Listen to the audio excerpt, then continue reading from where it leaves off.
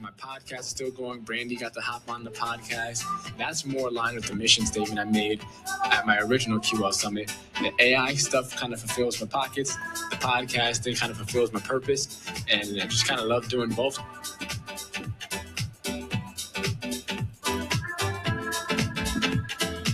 Awesome.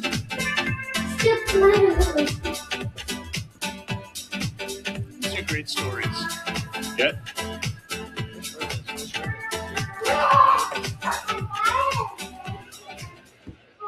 Good morning.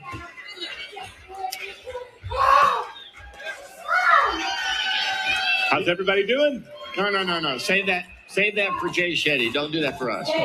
So we wanted to jump up real quick, impromptu, and just say thank you to all of you. We know that it takes a true commitment of time, and frankly, it's not inexpensive to come to an event like this. We're so grateful. We work in the service of helping you have your best careers ever, and so we're very grateful that you would do this. Guys, want to say anything real quick? Thank you, Cody. Quit sending us all these T-shirts. Oh, what's with your T-shirt? Well, this one's breakthrough. I lost a bet with Jason. Oh. And all he had was a small left. Well, I was going to ask you. A medium. I thought you had been stung by a bee and you were swelling. Hey, come back. No. Oh, thank you. My gosh, man. Oh, be nice. So mean to me. So Jason and I lost a bet. So please send us your T-shirts. But there were 2 new communities being launched, and we made a bet and we lost. So I have to wear Josh Anderson's T-shirt on stage, and Jason has to wear Nick Waldner's T-shirt on stage. So Here's the deal. We got all kinds of communities. This one is all about YouTube. That one is all about marketing. We literally have a community for almost anything you could be interested in. There's a booth out there. Check it out, because if you're looking for a way to tune in to one of your interests, it's probably the best way to do it. Yeah. Waldner, sit down. He made it to the front row to take a photo. Yeah, You would expect nothing less. I'm not betting with him again. I'm not doing it. Don't ask me to. No. All right. Any final words? We're so grateful. We are truly grateful. We believe this has been an amazing event for us. We hope it has been for you. Jay, you want to introduce Jay? Yeah, I'll just point out who didn't lose a bet. Just a little flex. All right. So our keynote speaker, Jay Shetty. I like how Cruz just announced. Amazing. Racing pajamas. Event, right? Hanger. Jay. I like that. So he's built an amazing global brand. So he's a global best-selling author. Maybe you've read Think Like a Monk. He is also the chief purpose officer of a company you might have used called Calm. He has his own media company, Perfect Strangers. And he's got one of the best podcasts in the world, On Purpose. And when you look at his stats, I mean, he could have taken everybody we had on stage for Social Media Con and laughed at about 10 times. His videos have been viewed 20 billion times. He's followed by 65 million people around the world, and his podcast has over 1 billion downloads. That's just mind-staggering. And why is that so? Why is he reaching such a big audience? Because he's got a simple message. He's figured out how to bring ancient wisdom, he's a former monk, to our everyday lives. So he has to try He makes it practical, he makes it applicable, which is what we always want to do here. I want to be smarter, but I always want to do something with it. And when I think about the people we bring up here, I got to meet him and talk to him before he came. A lot of our speakers ask, what is the stage like? What is the technical stuff? Do I have a countdown timer? What he asked about is you. What are they going through? What do they need to hear? How can I help them? And if you're familiar with his work, they talk about something called monkey mind. We wrote about in the one thing. When you're pulled in 1,000 directions, we don't think straight. What we need is a way to find our center and our calm. Grace, So hey, without further ado, if you hit him, he's going to bite you. The one, the only, Jay Shetty. Cruz isn't hitting him. Cruz, do this. Hold the hanger like this. And let him try to hide. That's what It doesn't matter where you are, it matters who you're with. Yeah, when things go wrong, everyone gets philosophical, right? Everyone gets deep. Millions of people are flocking to the pages of this man right here. We're talking about Jay Shetty. All right, Please don't say that again, because I'm going to say it back every time, and then we're not going to get anywhere What with you it. got for lunch? You're amazing. Many people see your face and they go, I know this guy. I know him from Instagram. I know him from having conversations with Oprah. The #1 health and wellness podcast. A New York Times bestselling author, the face of Jay Shetty. Jay Shetty. Bring Jam.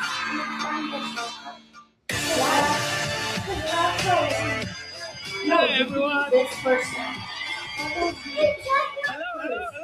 If you want more, How I'll are ask you this you more. morning? But you can't be taking from the share card What's every up, single everyone? day. This is so great to see you all. Okay, more? I'm so grateful and honored to be here. So happy to see you all. Thank you for the warm welcome. Thank you so much. That's too many. Awesome. Well, you can stay No, standing if choose you like. I'll something be else. standing for the whole of this presentation too. So I guess at least we'll be doing the We same have thing. some Cheetos. I am chips. so happy to be here to talk to you about something that I believe We have is some Fruit exceptionally Loops. important, We have fruit especially right pouches. now. Resilience, the skill that changes everything. Now, I want to start off by telling you about an experience I had. This happened around 7 years ago. So 7 years ago, I was taking a flight from New York to LA. How many of you have been to LA? Raise your hand. That's wrong. How many of you like Does LA? it have the baby? I wish you could see what I just saw. I said, how many of you have been to LA? Everyone put up their hands. I said, how many of you like LA? Everyone put down their hands. So when I first moved to the States, I lived in New York. I live in LA now. Thank you so much. I was on a flight from New York to LA, and before I got on the flight, I sent Grace, a tweet at that time. It's obviously, because X now. you are And I leaving remember your I sent a stuff tweet, and the all tweet over said the something house. like, For I example, hope look at right I now, go your to LA. pajamas, your I hope I shoes, can get a reservation your at my clothes, favorite your pizza place. babies. Anyone like pizza? And I said, I really hope I can get tickets to the LA Lakers game because I'm a big basketball fan. Anyone a basketball fan? Awesome. So I tagged in everyone. I tagged in the tourism. I tagged in the hotel. Everything I could squeeze into the 240 characters or whatever it is. Got on the flight, went to sleep, thought nothing of it. Got off at the other side, grabbed my bags, jumped into a lift, was taken to the hotel, was greeted by the concierge. And then I was getting my keys. They were telling me about the amenities and all the rest of it. And then one of the people at the reception came out and they said, Mr. Shetty, we actually saw your tweet. And because we saw your tweet, we managed to get you a reservation at your favorite pizza place. And we even managed to get you tickets to the LA Lakers game. They're sitting upstairs in your room. Pretty cool, right? Now that didn't really happen. But imagine if it did. It could have happened. It should have happened, but it didn't happen. Why didn't it happen? The technology means it could have happened. Social media means it could have happened. Connectivity means it could have happened, but it didn't happen. And my belief is today I'm going to share with you the mindsets as to how everything we do in sales, everything you do with your clients, everything you do for the homeowners that you serve is about us shifting from this type of mindset where we miss opportunities, where we miss growth, where we miss connection, and actually get to a point where we don't miss that unbelievable synergistic point where they could have given me a story that I told for the rest of my life. I'm telling you about it when it didn't happen. Imagine how many people I would have told if it did happen. Whichever brand did it, whichever person pulled it off, they would have been the hero of the story. No. Now, as we talk about resilience today, I want you to think about this idea of how do we navigate pain, uncertainty, and stress, not with ease, but with clarity. See, when we get wisdom in our life doesn't become easier, but it does become more clear. And that's what we're really looking for as humans. We're not really looking for ease. We're good at discomfort. We're good at surviving. All of you are working hard. You're pushing. But what we're all looking for is more clarity. And I hope that these ideas that I share with you today give you a lens through which you can see things more clearly. Now, I want to tell you a very different story than the one I just told you. This story maybe you can relate to a bit more as well. Did he? This Okay, story Cruz, was give it often to told me. by the Buddha. And this story is about a What'd person you just do? like you and me. And this person is on a journey just like us. And as they're on their journey, they come across their first obstacle. Now, their first obstacle isn't a challenge in the market. It's not a tough potential buyer or client. Their first challenge is a fast-flowing river. And this person knows that if they step foot in that river, they're going to be taken away by the current. So this person, they craft a raft. They get logs, they get rope, they tie it up, they even build themselves an oar. And then they get on and they paddle with all their energy and all their strength and all their might, and they finally make it to the other side. And they think to themselves, that raft saved my life. Without that raft, I would not be here today. I'm going to carry that raft with me for the rest of my life. So they strap the raft to their back, and they decide they're going to carry it wherever they go. The Buddha said this person now comes to their second challenge. But this time it's not a fast-flowing river. It's a tall, wooded forest with trees dotted at every other step. This person tries to get through. And they're trying to get through, but the raft keeps getting stuck on the back, and so they're trying to maneuver, and it's getting chipped and broken, and they're trying to make it through. And the Buddha says, this person comes to an important reflection point. They have a choice. They either hold on to the raft and struggle to get through, or they put down the raft and walk through freely. That raft that saved their life, that raft that changed their life, that raft that was there for them across that river, they might have to put it down to walk through freely. The Buddha says each and every one of us come to a point like this in our lives, where the skills that got us here are not the skills that will get us there. The mindsets that got us here are not the mindsets that will get us there. The habits that got us here are not the habits that will get us there. The tools that got us here are not the tools that will get us there. So I want you to reflect for a moment. What are the tools? What are the mindsets? What are the habits? What are the perspectives that got you here that you believe you might have to let go, like that raft?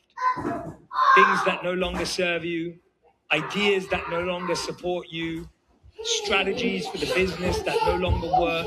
And you already know what they are. You know your business far better than I do. You're holding on to those because they've served you thus far. They've made sense. They've made an impact up until now. The Buddha said that the person decided to put down the raft and walk through freely, knowing they could build a raft whenever they needed to, but knowing that this part of the journey needed a different set of skills.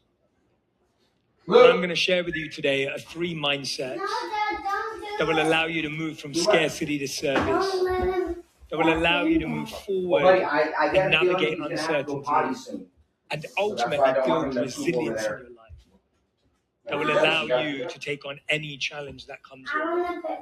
Sound good? Yeah. Awesome. So let's begin. The first is what I call a conscious mindset. I'm going to share with you 5 habits that require very little time every day that start to plant the seeds of resilience within yourself. This is all about you. This is not about the company. It's not about your teams. It's not about the clients you serve. This is about you.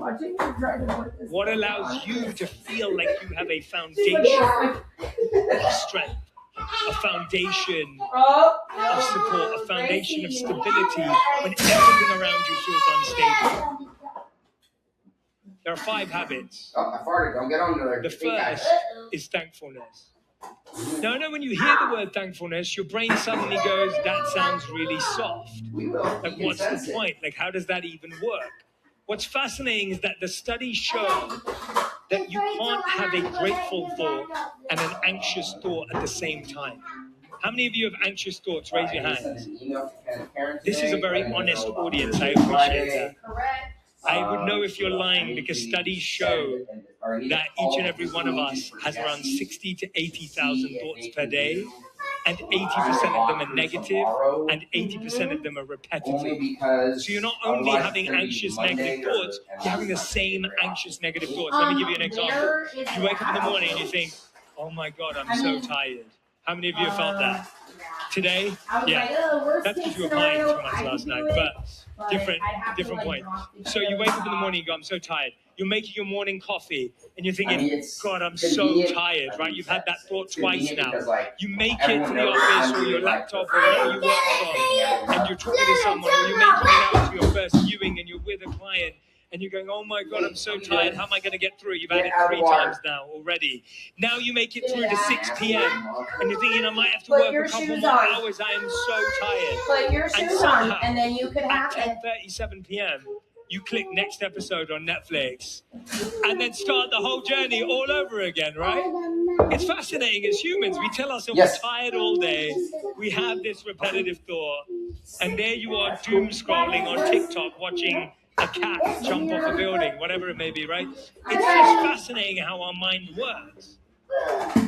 What's incredible is that when you're having a grateful thought, you can't have an You're not even helping a when you're little having bit. a thankful thought, you can't have a worry-filled thought. Both those thoughts can't rent space in your mind at the same time. It's one or the other. You get to decide the person who's staying in your home. You get to decide. You get to choose. Is it a thankful thought or an anxious thought? So here's what I want you to do. And actually, to make that work, to make thankfulness actually work, it isn't about writing in a gratitude journal. That doesn't actually work that well. It isn't just about thinking about it. It has to be expressed, it has to be specific, and it has to be personalized. Right? You have to actually say it to someone. I heard Jay Shetty it was has like to be somehow personal to them, got and it has to be exposed, like specifically he about wasn't. them. I'll give you an example. I don't know, as Let's monkish. say one of you was going to do a party this. Actually, No, I let had me heard that. ask- I don't know. I need a volunteer. Just a shout out. Let me have a look around. That's it. Engage people in the Oh, I audience. know that guy. Yeah. Yes, you look very friendly. What's your name? Andrea, where are you from? Baltimore? Andrea's from Baltimore. Make some noise. Like, Andrea your from mom. Baltimore. Can you name for me Ask two your of your mom. best friends? Michelle and Stacy, are they in this room? Thank God. Which one do you like more? No, you can't say equal. You put your hand up. You volunteered. You have to choose. And I know there's an answer in there. Michelle or Stacy? I guess Michelle. That was easy. Really pulled your arm on that one. So, Andrea from Baltimore says she has two best friends, Michelle and Stacy. Now, she says she likes Michelle more. Very easy answer. Someone record this and send it to Michelle and Stacy, please. So, you're screwed? Yeah, definitely. So Michelle and Stacy come to Andrea. You throw a party this weekend, right? Michelle and Stacy come, and the next morning you get a message from both of them. This is Stacy's message. Remember, Stacy's the one we don't like. So Stacy's message is, thanks, Andrea. That's it. Full stop. Nothing else. No emoji, no expression, nothing. Then we get a message from Michelle, who we love. And Michelle says something like, Andrea, that was the best party ever. I love the games. I love the food. Your family's wonderful. I love meeting your friends. I really needed that. It was a tough week. Thank you so much. Andrea, which one do you prefer? No trick answers. Which one do you prefer? Next year. No, you don't. They tell me I can't. Which one do you prefer? Michelle, it's obvious. Michelle. Obviously, it's Michelle. She's kinder, she's nicer, she's more specific. We like her more than Stacy, right? So, for all those reasons, Michelle's message is easier because it's expressed, it's specific and personal. Now, here's the fascinating thing. For your baby doll. Gratitude, when it's expressed, specific, and personal, not only is Michelle happy because she came to the party, Michelle is happier because she expressed her gratitude. The studies show that it's not only Andrea who gets happy receiving that message. Michelle is actually happier than Stacy when she sends that message of gratitude. So here's what I want you to do. For the next 7 days, I want you to pick someone personally, one person, and one person professionally, and I want you to send them a note of gratitude. It could be a voice note, a video message, 20 seconds on your notes app. This doesn't have to be a thesis. I want you to choose one person personally and one person professionally for the next 7 days, and I want you to send them a note of thanks. Can you do that for me? And for Andrea, please don't send that video out to Stacey and Michelle. That would be terrible. But Andrea, give Andrea a round of applause, everyone. Thank you so much. Thanks, Andrea, for playing with me. So thankfulness is scientifically proven to boost your mood. It's scientifically proven to improve your immune system. It's not some soft woo-woo idea. It's actually there. Did you see It what I works in shared our with brain you and babe, our on body. Amazon? Give it a go and see if it works for you. Well, yeah, I made The second a monthly mindset shopping within list, this Ooh. is and insight. I thought I invited you as a... What I mean by this is that we Deal. all You need to you feel invite me to things like we're on learning and platforms I've growing. never Now, when we used, were like at school, Spotify, or if you went to like, college, I was like, you can if you've done any sort of formal education to any point, all of those things made us feel like we were always learning, even if we felt like we didn't, even if we hated it. Is your constantly leg learning or something. your arm The fascinating broken? thing is when we No. get out of school, kind of may or may not learn anything. Now, I know here you've been learning lots, right? Whether it's social media or whether it's about the impact on the industry, whatever it may be, you're learning lots. And that's something really, really powerful as humans, is that we need to constantly feel like we're growing and learning. I remember at one point, I listened to Steve Jobs' commencement speech at Stanford every day for 9 months. By the end of the 9 months, not only did I know the words off by heart, the words really started to make a difference in my life. I started to actually live by them. In my opinion, it's one of the best speeches ever given. When I had the opportunity a few times to interview Matthew McConaughey on my podcast, I told him, yeah, I love Matthew, absolutely. When I interviewed him, I told him that at one point I listened to his Academy Award acceptance speech for Dallas Buyers Club. It's 5 minutes. I listened to it every day for 30 days. It's such a powerful 5 minutes. Insight doesn't have to be reading a book a month. It doesn't have to be, it can be learning a new word a day. It can be doing a little Wordle exercise if that's what you love. The idea is your mind needs to feel like it's growing and expanding and learning. And what happens is when you feel you're doing that, even if it literally is expanding your vocabulary by 1 word a day, you feel better about yourself. It boosts your confidence. It boosts your self-esteem. It makes you feel like you have something to share in an interaction. Humans, it's not that we don't learn. It's not that we don't grow. It's that when we don't find that one thing we do every day that makes us feel better about ourselves, that gives us an insight, that gives us an opportunity. Maybe for some of you, it's listening to a podcast. It's doing, a daily insight thing. It's reading a newsletter. Whatever it is for you, find a way that your mind grows every day. And it just has to be one thing. It will literally take you 2 minutes.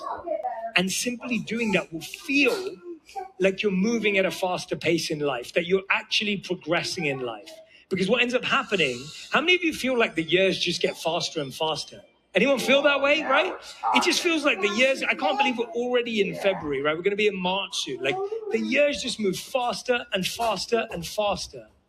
It's crazy how fast things are moving. And there's something interesting about that. When we were kids, we were learning lots of new things. So life actually felt slower because you had more new in your life. When life becomes more routine, it tends to feel like it moves faster. So when you can find that new, when you can look at things through the eyes of a child, when you can look at the same situation with fresh eyes, with new perspective, life starts to feel novel and slow down again. You get more moments of awe and discovery and just having that experience of, oh my gosh, I had no idea. And as a human, that can come from slowing down. It can come from learning a new word. It can come from learning about a new idea. It can be about expanding your mind in whatever way that may be for you. So I want you to think about how insight can become a part of your daily life. Again, gratitude takes 20 seconds, 30 seconds, maybe 2 minutes. Insight takes 2 minutes. These are really simple, small habits that you can implement for your own resilience. Now, the third is mindfulness. How many of you have ever tried practicing mindfulness or meditation before? How many of you fell asleep while doing that? And how many of you don't put up your hands no matter what I say? Thank you for the honesty. I appreciate it. Few honest people at the back too. So mindfulness sounds complicated. Maybe you've tried it. Some of you have, some of you haven't. I want to give you a really simple version of it. I want you to set a meeting with yourself at the beginning and end of every day, 5 minutes, 3 minutes each. Set a meeting with yourself. What's fascinating about us as humans is we'd never cancel a meeting with someone else important, but we never even schedule one with ourselves. And mindfulness is simply having a meeting with yourself to check in with yourself. In the morning, I want you to check in on one thing. What's the one thing I need to do today to make today a great day? That's the question I want you to ask yourself. What's the one thing I need to do today? Not the one thing I need to accomplish, not the one thing I need to win. What's the one thing I need to do? Maybe it's sending 100 emails. Maybe it's taking those 5 appointments.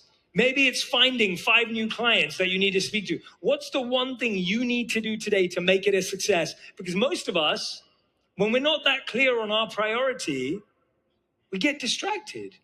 You wake up, you start responding to every email. You wake up, you look at the news. You wake up, you get on social media. Time gets wasted and moved because we haven't figured out what our priority is. I always say to people, you have 2 types of days. You have effective days and you have efficient days. Effective days, you get one thing done really well. Efficient days, you get lots of things done that were kind of small and maybe amount to something bigger. You should know whether today is an efficient day or an effective day. There are some days I only get one thing done, but that one thing is so monumental, it changes everything else. And there are some days I've got to do loads of admin and housekeeping and whatever else it may be, and I feel really accomplished because I've achieved a lot of different things. You should know which type of day it is on any given day so that you can control the outcome. So this idea of mindfulness, in the morning, check in with yourself. How can I make today a great day? And at the end of the day, ask yourself, what did I do right? What did I do right? Because guess what? Your mind is already telling you what you did wrong. Think about when your head hits the pillow. Your mind thinks, should have done that. Wish I said that differently. Could have done that better. We're constantly having this negative dialogue inside our minds. And what does that do? We repeat it the next day. You go to sleep beating yourself up and you wake up feeling wounded. And you take that wound into the meeting, in your appointment, into meeting a client, and you're now carrying that in the back of your head. Whereas you repeat what you reward. When you take a moment at night to say, what did I do right today? Oh, I did a really good job at sending those emails out on time. You know what? I did a really good job in that interaction with the difficult moment with that client. You know what? Actually, when I was talking to my team, as soon as you start noticing all the good that you did, you start to do it more the next day. Because you start to notice you have a muscle. You start to notice you're making some progress. When you notice progress, you're able to move forward. When you only notice the mistakes that you made, you might improve a few of them, but you don't get that momentum that you need. At the start of the day, ask yourself, what's the one thing I need to do today to make it a great day? And at the end of the day, ask yourself, what did I do right? As humans, we struggle so hard with celebrating ourselves. We struggle so hard with acknowledging ourselves. I'm not telling yourself to throw yourself a party every night, because I know some of you will actually do that. But what I am saying is take a moment to note down what you did right, because your mind is already telling you what you did wrong. So that's thankfulness, insight, mindfulness. 4th is exercise. I won't talk about this one for too long. Everyone knows they need to move more. Everyone knows they need to be more active. Everyone knows how they can do this. Doesn't mean you need a gym membership. You can do it through dance, movement, even 10,000 steps. Actually, I want to get a sense of this because we've got, 11,000 people in here. Raise your hands if you do 10,000 steps a day. That's impressive. Give yourselves a round of applause. That's huge. That's a big group of people. Keep them up at 10,000. Keep your hands up if you walk 15,000 steps a day on average. Wow. See some hands at the back. 20,000 steps, keep your hand up. 25,000 steps. Wow, we still got hands up over here. Keep your hands up if you've done 30,000 steps a day on average. I see, 30,000 steps? Or did you just put your hand down? You look totally confused as to any hands whatsoever. I see you there, sir. What's your name? What's your name? Shema? Am I saying that right? Shema does 30,000 steps a day on average. Give Shema a round of applause. Shema, that's incredible. Great stuff. Are you lying, Shema? Okay. Well, you can sit down, but the reason I'm asking that is I asked this question like a couple of weeks back, and this gentleman came up to me at the end of the session, and he said, Jay, you made everyone applaud me, and, everyone was congratulating me. And he goes, now I'm feeling really guilty. And I was like, why do you feel guilty? He goes, can I tell you a secret if you don't tell anyone? I said, yeah, sure, I won't tell anyone. He said, well, I said I did 40,000 steps a day on average. He said, well, me and my friends have a leaderboard, and I really wanted to win that weekend.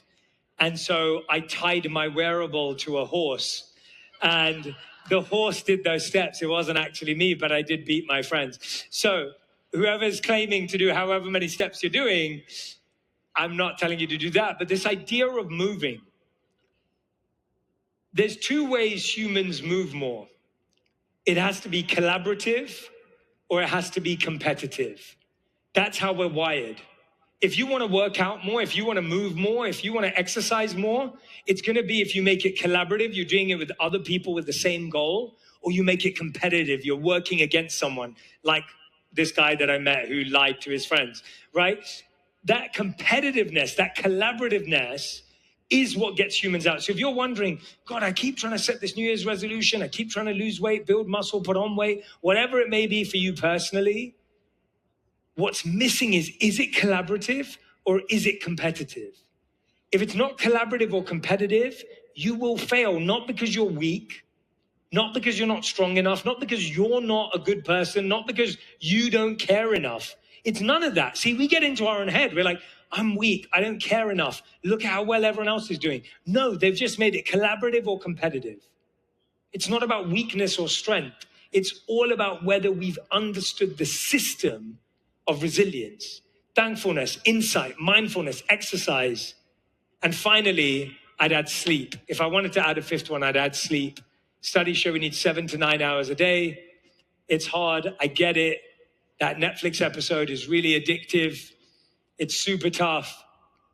But I promise you this, you will get more decompression from going to bed 30 minutes earlier than you will from watching another episode. There's something known as HGH, the human growth hormone.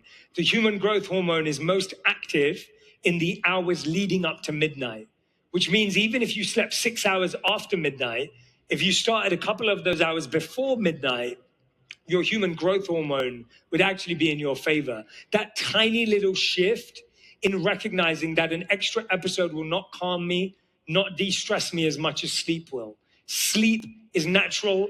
It is designed to wash your brain. It's designed to refuel you. There is no episode, no show, no amount of work that will give you the sharpness that sleep does. And so trading your sleep for anything else is pretty much not worth it unless you have young kids, and sorry for the next 7 years of your life, but you get the point. So these are the 5 habits: thankfulness, insight, mindfulness, exercise, and sleep. This will, apart from sleep, which takes 8 hours, thankfulness, 2 minutes, insight, 2 minutes, mindfulness, 2 minutes, exercise, 10,000 steps, maybe a bit longer. But these are really simple, practical exercises that will transform your level of resilience.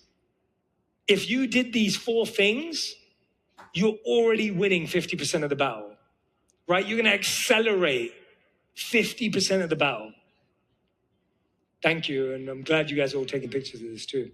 The second mindset is the mindset of a coach. This is for your clients and your teams. In times of uncertainty, in times of difficulty, one of the biggest mistakes we make is everything becomes emotional.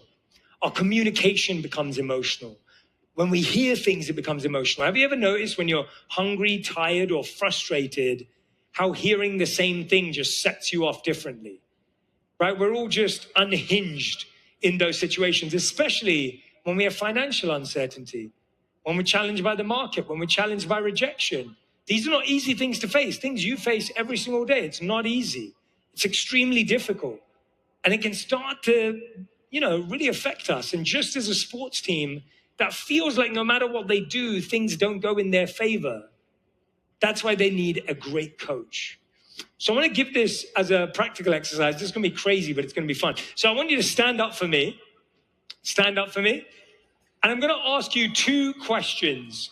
And I need you to collaborate with me. This is not a competition. Collaborate with me. 2 questions. The first question is, are you more outgoing or are you more reserved? Now, I'll explain what I mean by that. If you're more outgoing, you're the life of the party. You drag people onto the dance floor. You're the one directing conversation. If you're more reserved, then you're more likely to want a one-to-one conversation. You're more likely to want to stay in. You're more likely to listen than direct the conversation. Now, I know what you're thinking. Jay, I'm both of those things. And the answer is no, you're not. You just have bad self-awareness. And so I want you to choose. Now, this is the middle of the room. If you're more outgoing, I want you to head to this side of the room. And if you're more reserved, I want you to head to this side of the room. So if you're more outgoing, head to this side. And if you're more reserved, head to this side. And if you don't move, you're reserved. That's fine. I get it. Awesome. Good stuff, everyone. Great moving. I like it. I like it. Great. Appreciate those of you making the effort to move. This is good. Well done, well done. It's a beautiful sea of people. All right, if you're more outgoing, make some noise. Fantastic. And if you're more reserved, make some noise.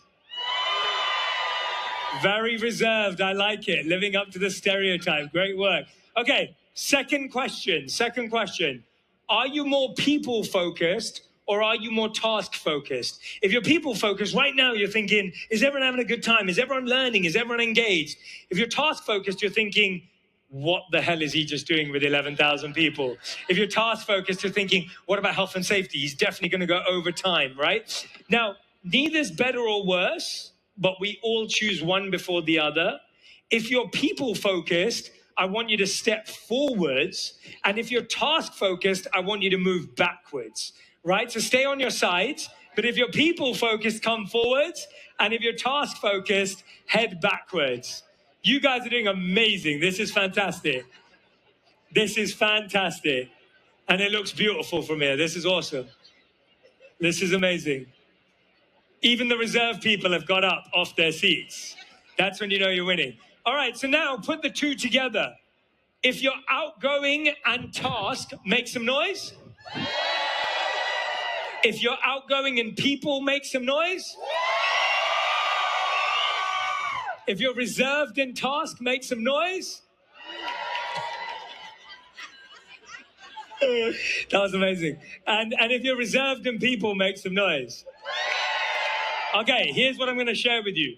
Every client you meet, every team member you talk to is in one of these 4 categories. Now, if I wanted to be really specific, I could have gone 16 personalities. And if I wanted to be really specific, I could have done 64 personalities, but I don't think you want to move into that many boxes. So we'll stick with 4. Now, if you were outgoing in task, these people are doers. They're demanding. They love schedules. They love plans. They love goals. And they love deadlines. These are the people that make you cry, right?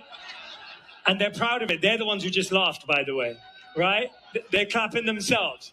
These people are ready, fire, aim. They want to fire before they aim. They want to get going before they know where they're going because they want to get the job done. You're going to meet clients like that. You're going to meet team members like that. When you talk to them, you want to talk to them about deadlines. You want to be specific about plans. You want to talk about the goal. That's the language that resonates with them emotionally. That's how they communicate. Now, outgoing and people, that's the next category. Notice how I didn't say anything and they applauded themselves. It will all make sense in a second. So, outgoing and people. This group are inspirers, they're ideators, they're influencers. They love selling. They're also narcissists, obviously. This group are ready, talk, right? Sometimes they do some work, but most of the time they talk. You see how they went quiet there? This group, they want to resonate with energy.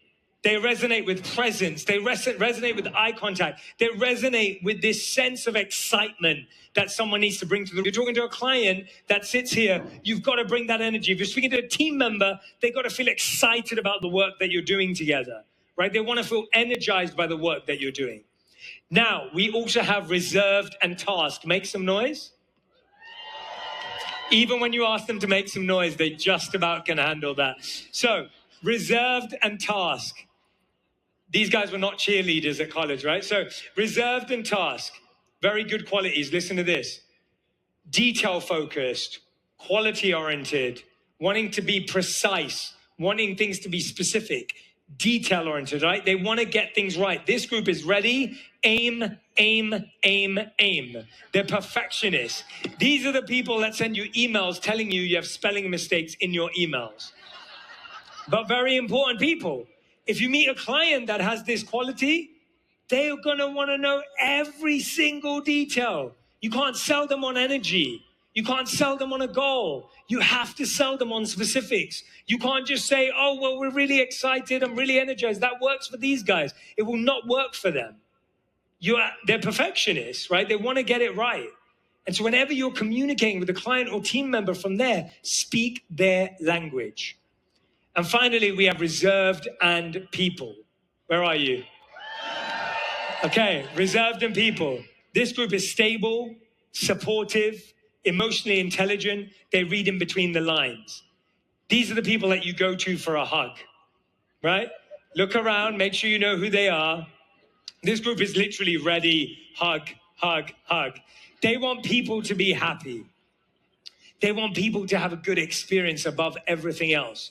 They care about human emotion more than the rest of us, right? They really, really value that. If you're working with a client there, they're going to want to know that you care.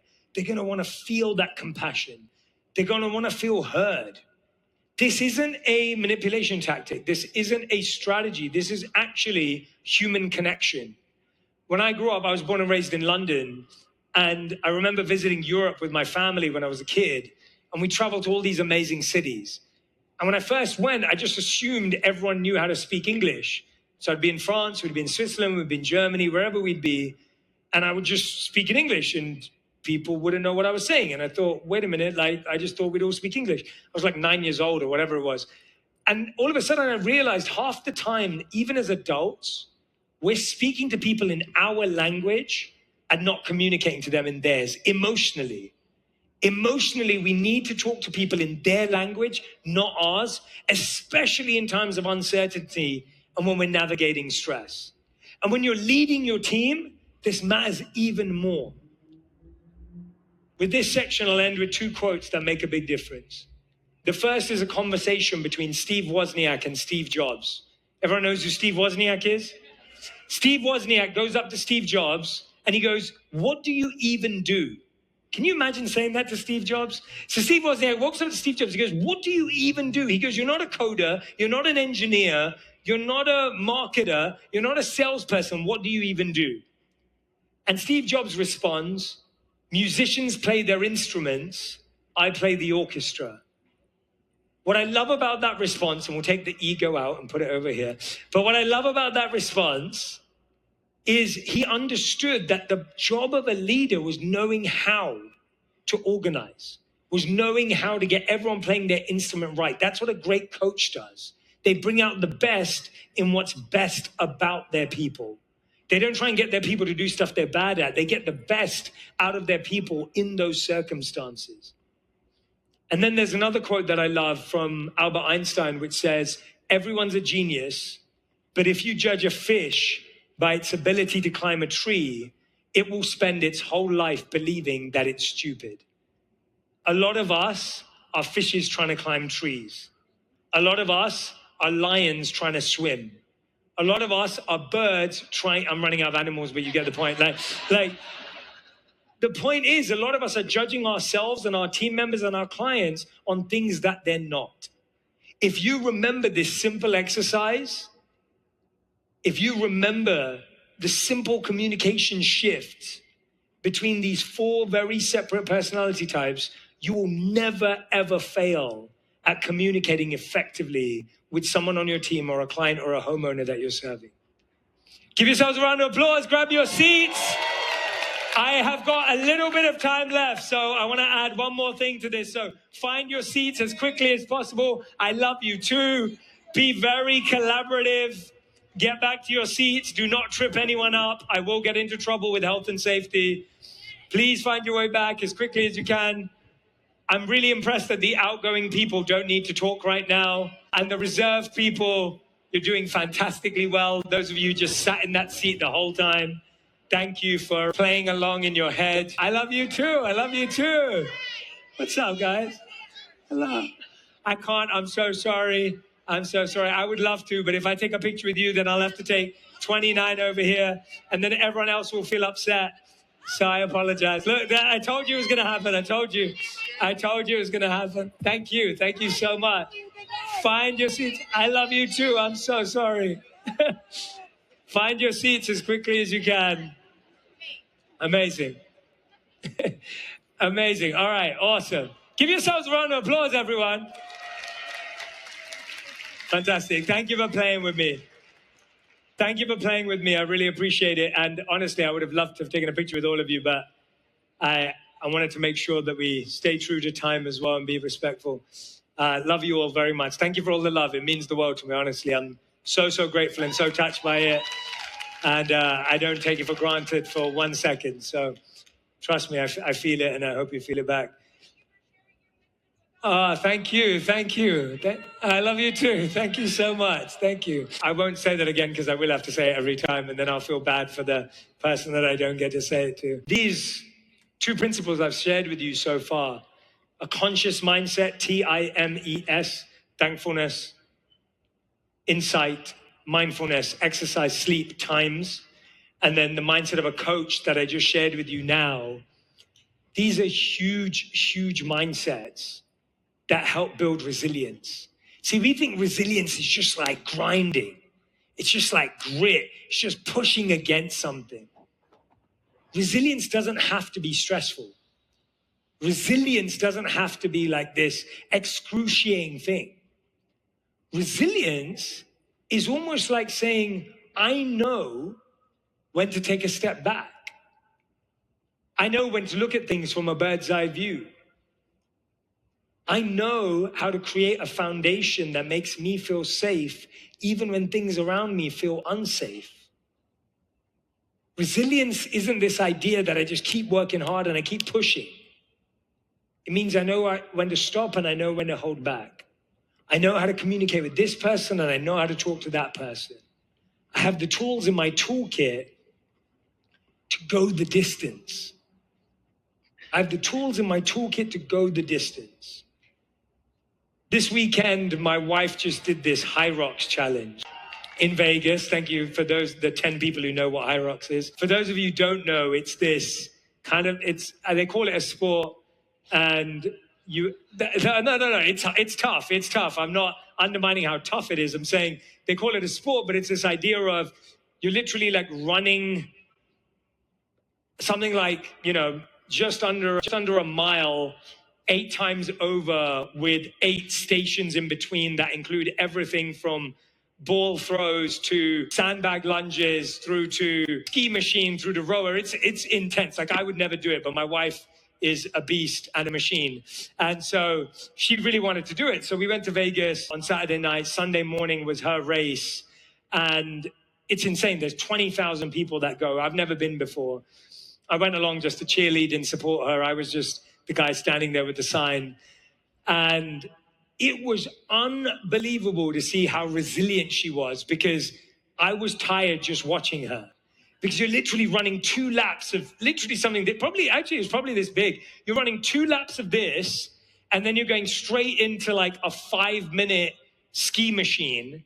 And then you're running 2 laps of this, and then you're going to a 5-minute rowing machine, and then you're running 2 laps of this. And so, right, it keeps going, and there's 8 rounds of it.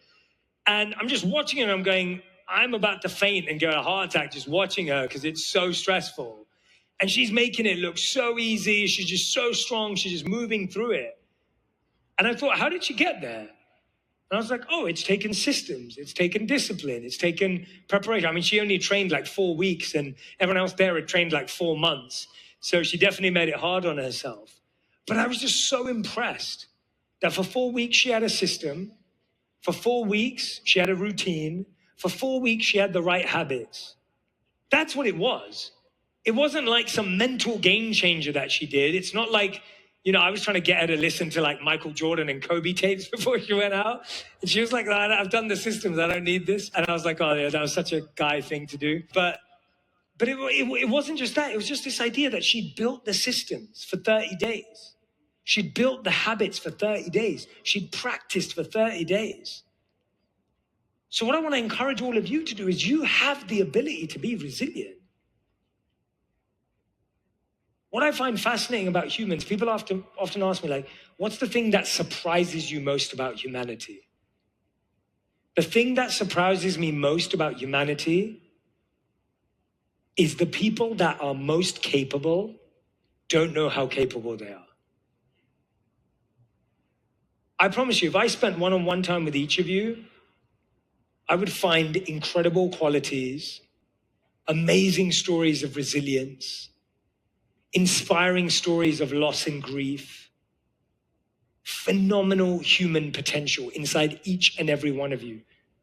The fact that you've decided to do something that requires rejection, failure, opportunity, growth, shows how strong-willed you are. It shows what's deep down inside of you, this ability, this belief in that you're meant for more. You're made for more, that you deserve more. You know it. But sometimes in all the distractions, you forget it. If I spent time with each and every one of you and looked you in the eye, I'm pretty sure that you'd be able to tell me a story about when you got through something really difficult. I'm pretty sure each and every one of you would be able to tell me about a moment in your life where you felt everything was gone and you still found a way to rise. I'm sure each and every one of you would tell me a story about pain and pressure that you've turned into purpose and growth. I want you to tell those stories to yourself as if I was standing right in front of you. I want you to share those stories with your own mind and heart as if you were sharing them with me. It's fascinating to me that the most capable people with the greatest human potential are the ones that forget to see it in themselves. And I deeply, deeply urge you all to look for it within yourself, because it isn't outside of you. It's not that I have it and I can give it to you. It's that you have it inside of you, and I'm just trying to remind you of that. I don't have the answers. I don't know everything. I don't have the perfect solutions. I trust and believe that you deeply have them. And when you walk out of here today and when you go back to your offices and go back to your homes, I want you to change that dialogue with yourself, that you notice your human potential, that you notice your capability, that you notice the value that you have within yourself. I want to end with one last case study. And this study was completed by Amy Wrzniewski and her team at the Yale School of Management. In 2019, Amy and her team wanted to identify what they believed was the most difficult job in America. Does anyone know, or does anyone want to guess what the most difficult job in America might be? Shout it out. Being a real estate agent? No, I'm sorry. Being a mom? I think most people would agree, but it wasn't categorized as a job because you don't get paid. If you do, let us know. But yeah, moms don't get paid, so it does not qualify as a job, but fully agree, moms have the hardest job. Teacher was on the list, but not the right one. Nurse is in the right building. Doctors, no, right building. Counselor, no. Funeral director, no. Psychologist, no. Social worker, no. Okay, I'll tell you what it is. And if you said this, I apologize. Good, I love all the guessing. They believed that a hospital cleaner was the hardest job in America, right? So, and I think we'd all agree, and this was in 2019. You can only imagine how difficult it got during the pandemic. So, Amy and her team at Yale, they went and interviewed hospital cleaners about their job. And the hospital cleaners described their job in their own words as low-skilled labor. They said, we clean toilets, floors, bed sheets, plates, and we even clean up after people die. Really tough job. And that's how they described their work. They listed out their roles. But then Amy and her team, they found another group of people who described themselves not as cleaners, but they described themselves as healers, as carers, as transformers. These people worked the same hours, they worked the same hospitals, they got paid the same amount, they worked the same shifts, but they were happier, they were more purposeful, they were more driven. So Amy and her team talked to them and they interviewed them and said, wait a minute, they call themselves cleaners.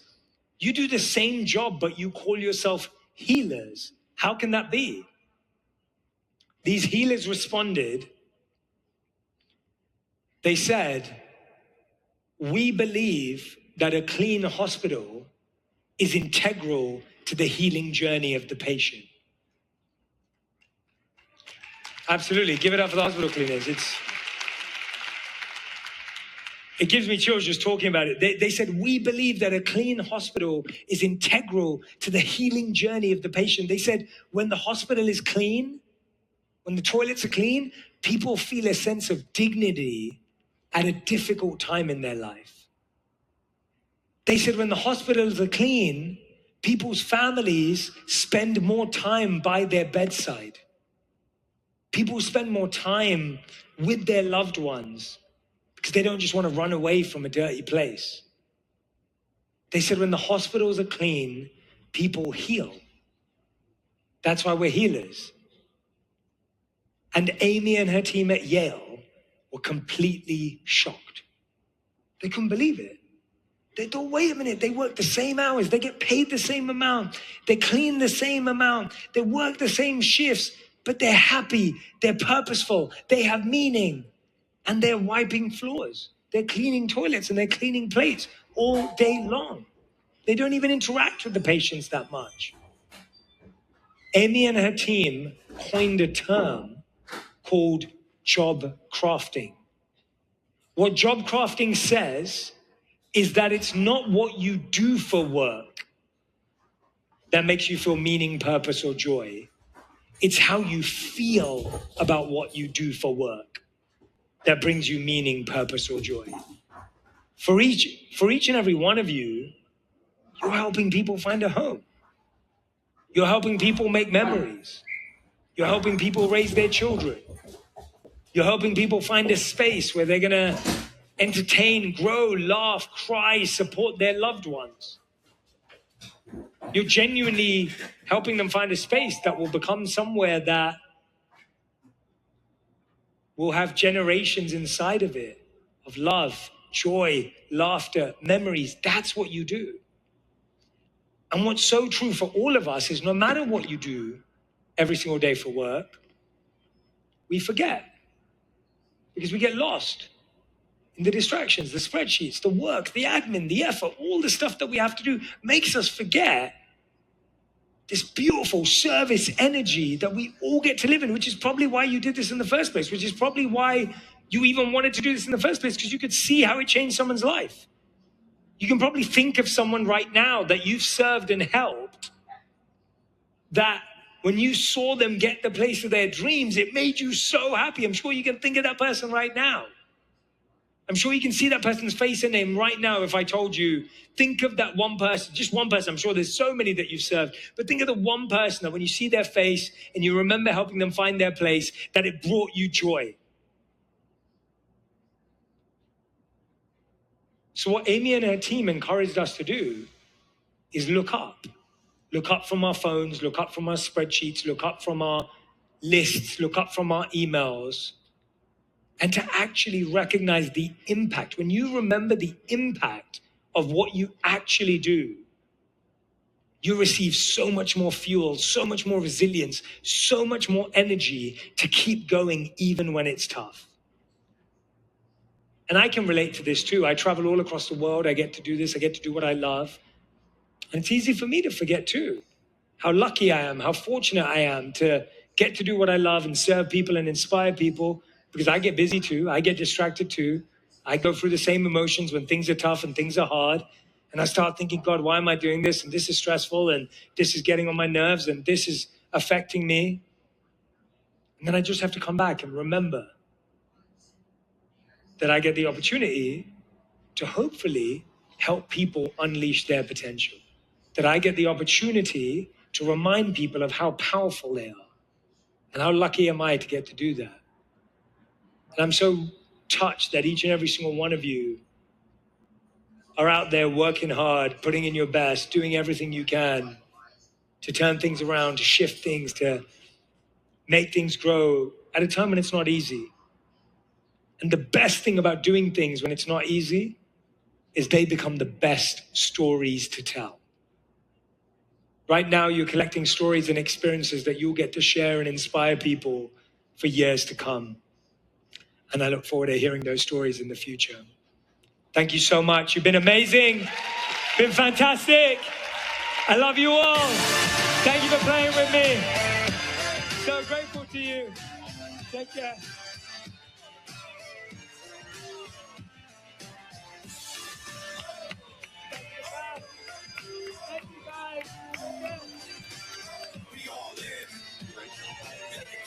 That was great. Thank you. Thank you. Wow, that was great, wasn't it? All right, can I ask you all a favor? Just want you, we're only going to be here for like a minute. I just want you to stay at the end because I'm going to ask you to do something for us. And it's a gift that we can give some people that are here. So first off, I just want to say that was awesome. And when he started moving y'all around the room, I guess I'm a task person. And I was like, he has no idea what he just uncorked in this room. So thank y'all for not falling and breaking a hip or something. What was your favorite part, Cody? It was so good. You know, we had no idea that he was going to talk about coaching or coach in your life. We didn't pay him to say that. We didn't ask him to say that. And as we were listening in the back of the room, we really wanted to remind you that at MAPS Coaching, we have 200 of the best, finest coaches in the real estate space on earth that wake up every day with the one singular goal to move you from where you are to where you want to be tomorrow. And we'd be remiss if we didn't take the chance at our MAPS booth right after this event, just go by and set an appointment for one of our free onward calls. And we're going to unpack Reunion and how you plug it into your business this year. Love that. Coaches help us keep the promises we make to ourselves. They're our partners. I haven't been without one for over 15 years, and I'm happy to say that I've jumped into that journey with both feet lately and just love the journey of being a coach. Here's the favor I wanted to ask you. If you see our Keller Williams staff, if you see the security guards, if you see the people that you may never meet that are laboring day and night back here, I want you to say thank you. But right now, can we just give them a round of applause?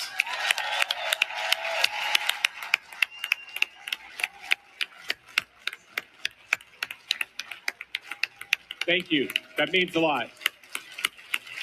All right. Y'all got lunch.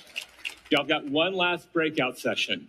Make it count. Go get the thing that you most need so you can leave here confident, resilient, and ready to take on the world. Thank you.